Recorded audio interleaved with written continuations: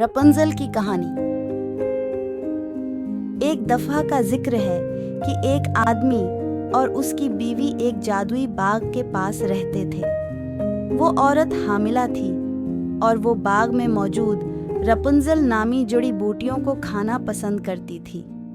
आदमी अपनी बीवी की ख्वाहिशात को पूरा करने की कोशिश करता है और बाग से कुछ रपुंज़ल लेकर भाग जाता है।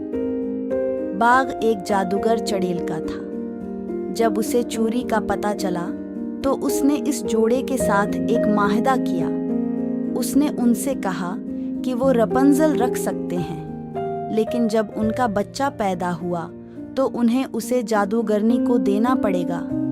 उन्हें कबूल करना पड़ा क्योंकि वो उस चुड़ैल से डरते थे। जब बच्ची पैदा हुई तो उसका नाम रपुंज़ल रखा गया। जब वो 12 साल की हुई तो जादूगर चुड़ैल ने उसे उसकी माँ और बाप से छीन लिया और उसे एक टावर में बंद कर दिया जिसके दरवाजे या सीढ़ियाँ नहीं थीं। ऊपर की मंजिल पर एक खिड़की से अंदर या बाहर जाने का वाहिद रास्ता था जिस पर कोई चढ़ नहीं सकता था।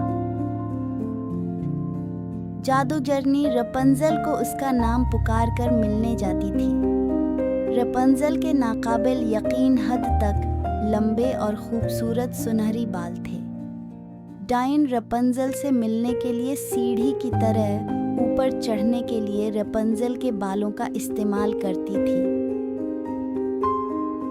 एक दिन एक शहजादा जंगल जाता है जहां उसने टावर में रपुंज़ल को गाना गाते हुए सुना।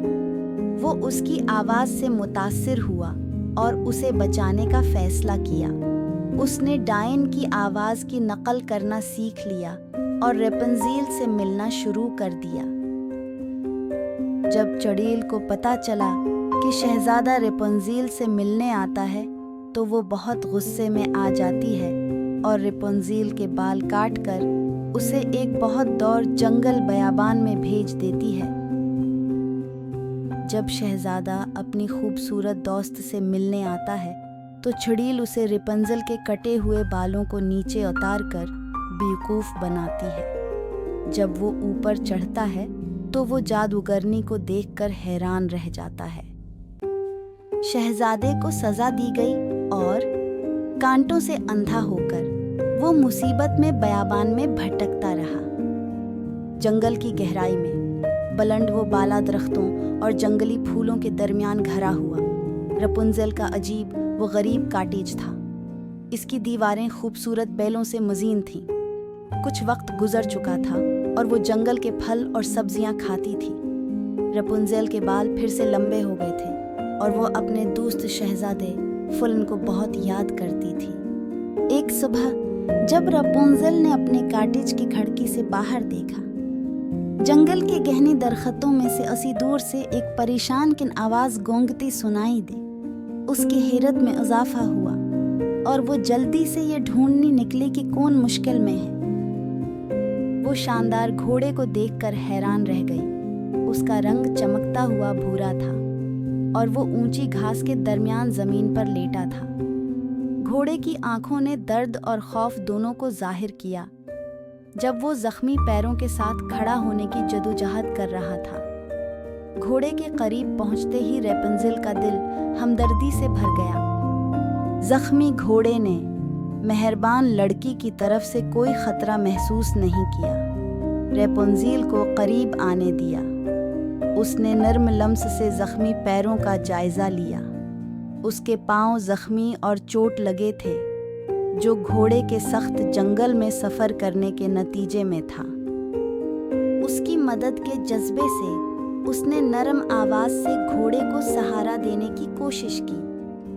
उसने करीबी नदी से पानी लिया और अपने बाग से शफा बख्श जड़ी बूटियां इकट्ठी की। उसकी सरीली आवाज़ ने घोड़े को आराम करने में मदद की। दिन रातों में बदल गए और रपुंज़ल ने घोड़े की देखभाल के लिए खुद को वक्फ कर दिया। वो उससे प्यार भरे अल्फाज में बात करती, बचपन की कहानियां सुनाती। आहिस्ता आहिस्ता लेकिन यकीनी तौर पर रपुंज़ल पर घोड़े का एतमाद बढ़ता गया और वो जल्द ही मुकम्मल तौर पर ठीक हो गया। घोड़ा जो अब मुकम्मल तौर पर ठीक हो चुका है, रपुंज़ेल का बेहतरीन दोस्त बन गया। वो रोज़ाना उस पर सवारी करती थी और वो दोनों सफ़र से लुत्फ़ अंदोज़ होते थे। दरख्तों में से उनकी हंसी गूंजती थी। आखिरकार दोनों के दरमियान एक हम आहंग दोस्ती परवान चढ़ी। उसने उसका नाम पलोमिनो रखा। एक दिन वो एक आबशार के पास गए, जहाँ खूबसूरत रापुंज़ेल हादिसाती तौर पर नीचे गिर गई और वो ज़ख्मी हो गई। पलोमिनो किसी की मदद तलाश करने के लिए इधर उधर भाग रहा था। इत्तिफाक से पलोमिनो प्रिंस फलन को जंगल में मिला। वो रहनुमाई करता है और उसे आबशार पर ले जाता है जहाँ वो रपुंज़ेल थी। प्रिंस फलीन ने रपुंज़ेल को पहचान लिया।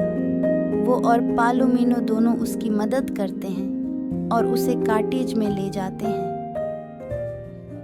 प्रिंस फलन उसकी अच्छी तरह देखभाल करता है और वो ठीक हो जाती है। दोनों एक दूसरे को पाकर बहुत खुश थे। रपुंज़ेल की मोहब्बत, देखभाल और शफा देने की खुदा की ताकत शहजादे की बिनाई दोबारा बहाल करती है। प्रिंस फलीन ने रपुंज़ेल से शादी करने को कहा, जिसे उसने कबूल कर लिया।